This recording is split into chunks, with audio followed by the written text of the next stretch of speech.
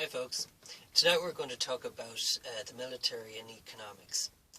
Prior to 1991, when it came to the production of weapons like tanks and aircraft and missiles and all the different technologies, it was really up to the governments at the time to take money from the taxpayer and employ their own resources in order to create these systems.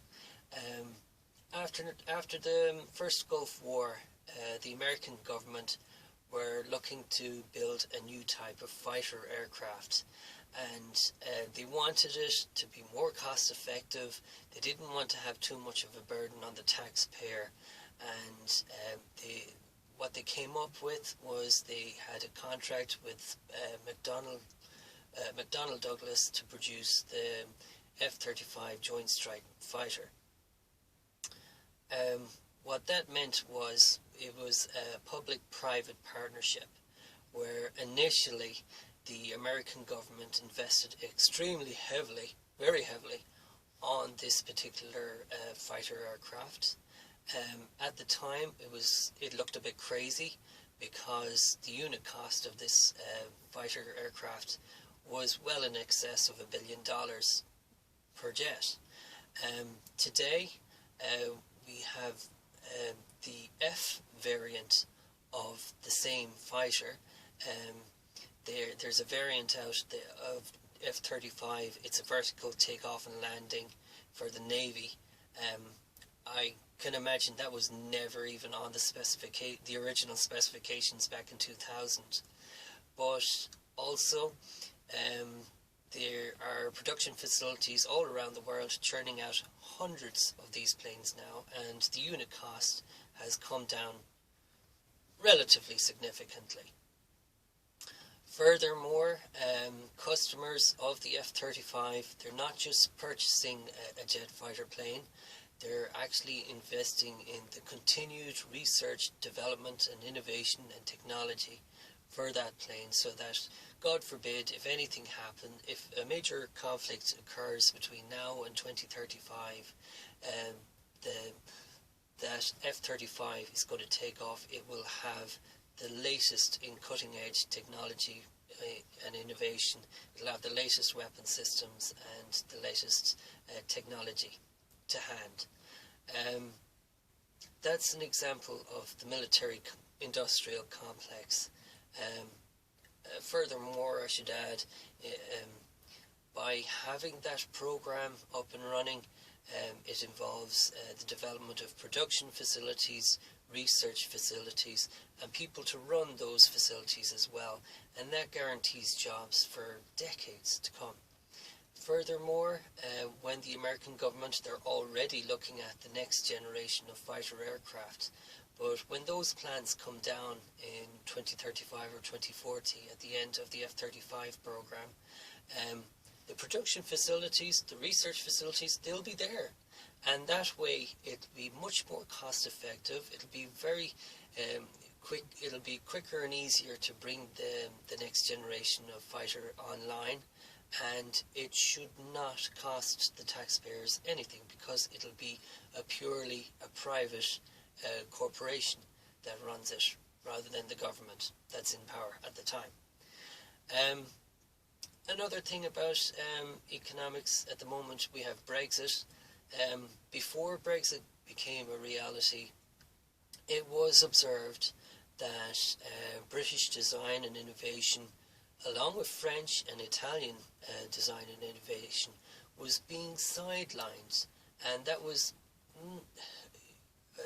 down to the fact that the likes of German company like Volkswagen was starting to take over a lot of the technology and design and research side of things, and that meant that the smaller designers and innovators were being sidelined, and that's not actually a good thing in terms of innovation.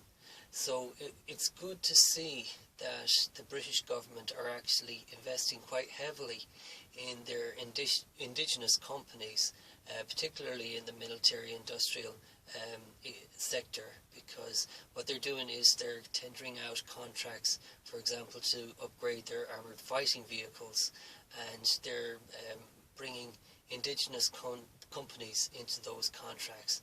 And what that means is there'll be jobs, there'll be innovation, and there'll be development starting up in Britain. And it will cost the UK quite a lot. It'll be substantial in the next few years. A lot of people will be looking at it as it's a bit crazy, but in reality what that will mean is they'll come up with the end solution pretty much like the Americans. In 10, 15, 20 years time, the military industrial complex will be mainly privately, a private corporation, and it would not cost the taxpayer as much as it does today. Looking at ourselves in Ireland, we do have a military industrial complex. We do have companies in Ireland that do an awful lot in research and innovation, and I think they do manufacturing as well. It'll be an interesting project to see what exactly we do produce. But prior to COVID, the situation was we had just invested in 2 brand new offshore patrol vessels for the Irish Navy. There was talk of a 3rd vessel. It was going to be a significant vessel. I was very excited at the time, but that being said, there hasn't been any word of it since. Furthermore, I just want to make the observation that our fleet of MOAG, armoured fighting vehicles, we purchased them back in 2002, 2003. They're an aging fleet now, so it'll be interesting to see how the government goes about replacing those vehicles. Coming out of COVID, we will be seeing a recession just like the rest of Europe. So I'd imagine that if we have to, we will have commitments towards European defence and our own national defence. That will mean defence expenditure. It would be nice to see our government investing more in indigenous companies to maintain them.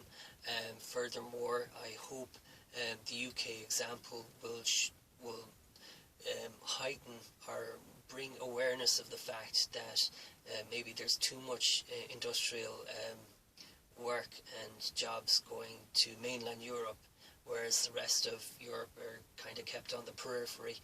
Hopefully there'll be some sort of subsidy system where indigenous companies will be encouraged to maintain some innovation and development. Overall, the whole purpose of this, the whole purpose of the military industrial complex, of course it's to produce weapons that are to protect the state and to maintain security, but more than that, it's about driving innovation and development, particularly in the fields of space technology, in the sea, the air, the land, developing all those technologies. It's important to have some sort of framework, some economic framework there that runs efficiently, that doesn't cost too much, and the only way to achieve that is through some form of private corporation type structure. So it's an interesting topic to take a look at, certainly worth looking into. That's all I have to say, folks. Take care.